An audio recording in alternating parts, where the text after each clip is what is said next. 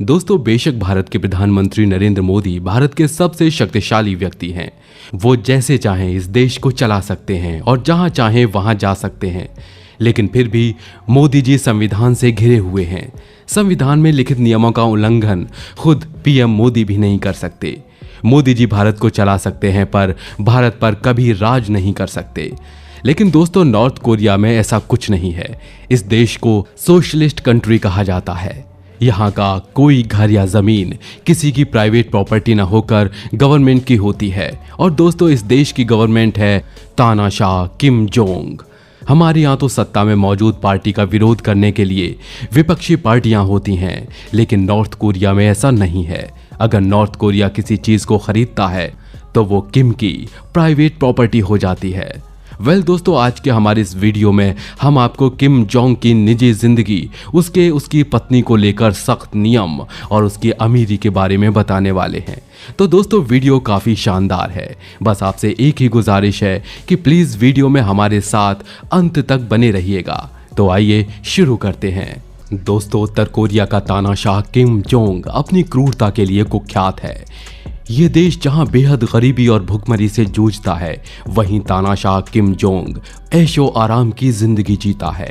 यही नहीं, मनमानी वाले फैसले करना, विरोधियों को कुचल देना तो इसकी आदत में शुमार है। इसके सख्त नियम और कानून देश के नागरिकों के लिए ही नहीं बल्कि इसकी पत्नी के लिए भी हैं। जी हाँ दोस्तों, किम जोंग की पत्नी री सोल जू को ऐसे सख्त नियमों का पालन करना होता है जिनके बारे में आप सोच भी नहीं सकते। इस तानाशाह के साथ भले ही इसकी पत्नी बराबर कंधे से कंधा मिलाकर चलती नजर आती हो, लेकिन उसके पीछे काफी सख्ती भी है जो दिखाई नहीं देती। उत्तर कोरिया में महिलाओं को टाइट जीन्स और स्लीवलेस या ऐसे किसी भी तरह के टॉप पहनने की इजाजत नहीं है जो अपर बॉडी को शो करते हों। यही नियम री सोल जू को भी फॉलो करने होते हैं। फर्स्ट लेडी होने के नाते ये नियम उनके लिए और भी ज्यादा स्ट्रिक्ट हैं। वो पब्लिक में ज्यादातर फॉर्मल स्टाइल की स्कर्ट, टॉप और जैकेट में नजर आ सकती हैं। स्कर्ट की लेंथ हमेशा घुटने तक या उसके नीचे होती है। अगर रीड्रेस भी पहनती हैं तो उसका स्टाइल फॉर्मल टच के साथ ही होता है। इसी के साथ उन्हें ज्यादा इंच की हील्स पहनने की भी इजाजत नहीं है। भारत जैसे देशों में महिलाओं को शादी के बाद अपने पति का सरनेम अपनाने की परंपरा है, लेकिन उत्तर कोरिया के तानाशाह किम जोंग की पत्नी को शादी के बाद अपना पूरा नाम ही बदलना पड़ा। किम जोंग ने ही अपनी पत्नी को री सोल जू नाम दिया था। साथ ही दोस्तों, आपको बता दें कि री सोल जू को कहीं भी अपनी मर्जी से जाने की इजाजत नहीं है। यहाँ तक कि उनकी अकेले की ऑफिशियल ट्रिप्स भी ना के बराबर होती हैं। उन्हें हमेशा पति किम जोंग के साथ ही देखा जाता है। री सोल कहाँ जाएंगी और कहाँ नहीं, ये भी पहले से तय किया जाता है। कहा जाता है कि री को पब्लिक इवेंट्स में खास तौर से तब लाया जाता है जब किम जोंग को उनके सॉफ्ट साइड को दुनिया को दिखाना होता है। री को अपने परिवार से भी मिलने की इजाजत नहीं है। किम जोंग ने शादी के बाद ही ये फैसला कर लिया था कि उसकी पत्नी शादी के बाद कभी भी अपने परिवार के लोगों से नहीं मिलेगी। उत्तरी कोरिया की पहली महिला हर समय पब्लिक अपीयरेंस नहीं दे सकती, केवल स्पेशल अपीयरेंस की ही अनुमति है। फर्स्ट लेडी और उसके बच्चों को सीक्रेट लाइफ जीनी होती है। साथ ही दोस्तों, आपको बता दें, री को हाई सिक्योरिटी के बीच रखा जाता है और उनकी हर गतिविधि पर नजर रखी जाती है। सुरक्षा के दौरान इस बात का खास ध्यान रखा जाता है कि वो किसी से बातचीत न करें। और तो और, री को शादी के तुरंत बाद बच्चे को जन्म देने को कहा गया। इसी के साथ ये भी दबाव बनाया गया कि वो बेटे को ही जन्म दें, जिससे किम का वंश आगे बढ़ सके। री सोल जू के बारे में कहा जाता है कि वो एक बैंड परफॉर्मर थी, लेकिन किम जोंग ने शादी के बाद उनकी सभी सीडी जला दी और वीडियो भी डिलीट करा दिए। इसी के साथ री को कहा गया कि वो कभी भी अपनी पुरानी जिंदगी के बारे में किसी से भी बात नहीं करेगी। जी हाँ दोस्तों, आपको जानकर हैरानी होगी कि किम जोंग की पत्नी री सोल जू की शादी से पहले की जिंदगी के बारे में किसी को भी कोई जानकारी नहीं है। खैर दोस्तों, ऐसा किम जोंग की फैमिली में कोई नई बात नहीं है। बता दें कि किम के पिता की भी कई सारी पत्नियां थीं, पर किसी भी व्यक्ति को उनकी भनक तक नहीं थी। किम की शादी एक अरेंज मैरिज थी जिसे उसके पिता ने ही करवाई थी। जब इस तानाशाही के पिता को पता चला कि वो जल्द ही मरने वाले हैं तो उन्होंने किम की शादी काफी जल्दी में करवाई। दोस्तों साथ ही अब हम आपको किम की सिक्योरिटी और उसकी अमीरी से भी रूबरू करवाते हैं। दोस्तों जब पूरा देश किसी एक ही इंसान का हो तो उसकी अमीरी का अंदाजा लगाना तो हवा में घोड़े दौड़ाना जैसा होगा। बता दें किम अपनी सिक्योरिटी पर काफी खर्च करता है और अरबों उड़ाना तो किम के लिए बेहद आम बात है। इसकी सुरक्षा के लिए इसके साथ कई सारी बुलेट प्रूफ कार और बॉडीगार्ड्स होते हैं। नॉर्थ कोरिया की पूरी मिलिट्री किम की सेवा में 24 घंटे हाजिर रहती है। एक बार वियतनाम की राजधानी हनोई के दौरे पर जाते वक्त किम जोंग बड़े बड़े आर्मर और टैंकर अपनी सुरक्षा के लिए लेकर गया था। बड़ी बड़ी मशीन गन्स लगी हुई ये गाड़ियां हनोई के सबसे महंगे होटल बीलाई के चक्कर लगा रही थीं। इस दौरान किम की सिक्योरिटी का इतना ध्यान रखा गया था कि वियतनाम की आर्मी को इन टैंकर्स को रास्ता देने के लिए नियुक्त किया गया था। और तो और इतने महंगे और बड़े बड़े टैंकर केवल और केवल किम को होटल तक छोड़ने के लिए आए थे। साथ ही किम के साथ 30 आर्मर गाड़ियां थीं जिसमें उसके बॉडीगार्ड्स मौजूद थे। साथ ही दोस्तों आपको बता दें 12 बॉडीगार्ड्स तो उसकी गाड़ी के साथ साथ भाग रहे थे।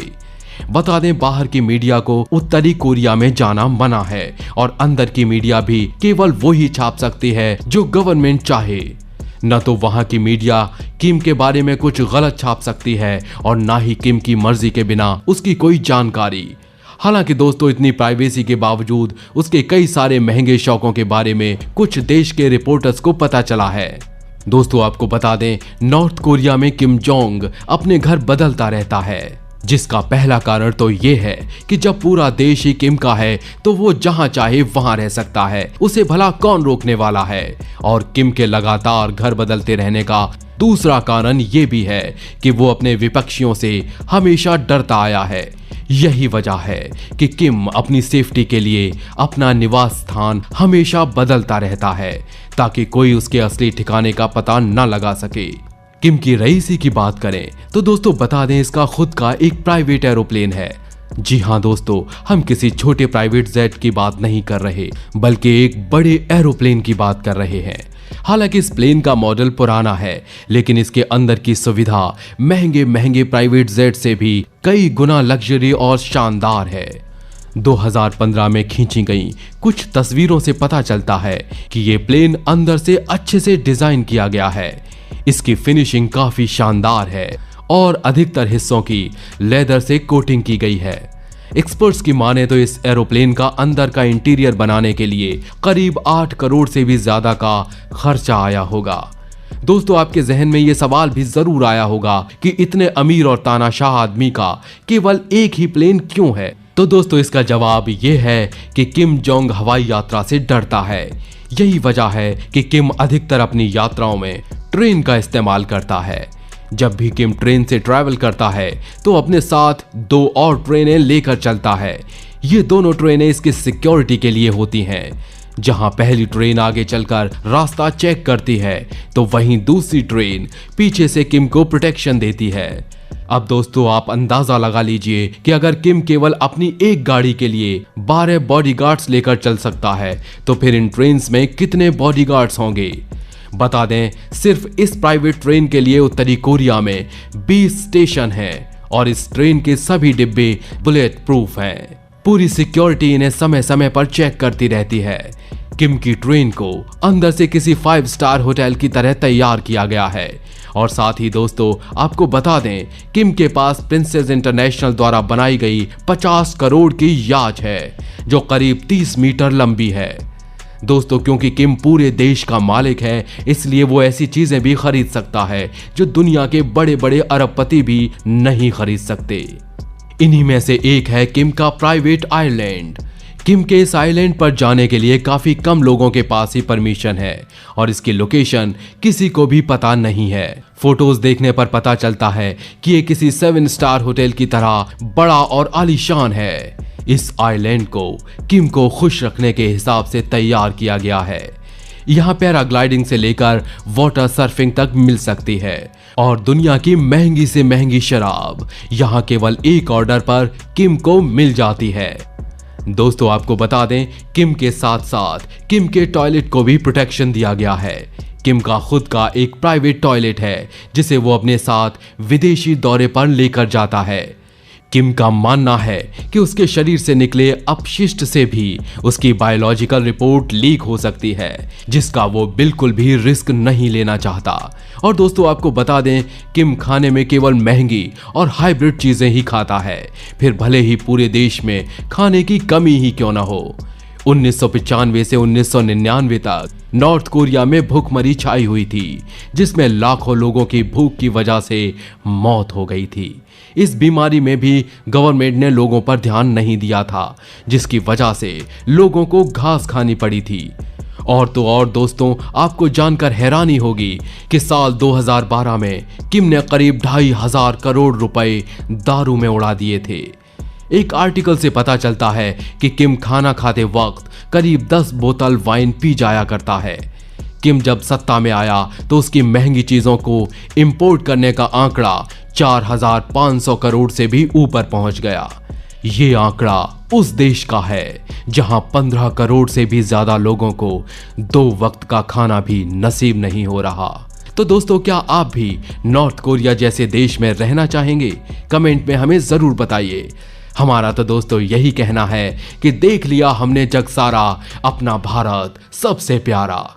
दोस्तों, अगर आपको भी भारत देश से प्यार है तो कमेंट में जय हिंद जरूर लिखिए। दोस्तों, उम्मीद करते हैं कि आपको वीडियो पसंद आया होगा, और अगर हाँ तो वीडियो को लाइक कर दीजिएगा। साथ ही इसी तरह के वीडियोस के लिए हमारे चैनल को सब्सक्राइब कर लें। दोस्तों, आज के लिए फिलहाल इतना ही।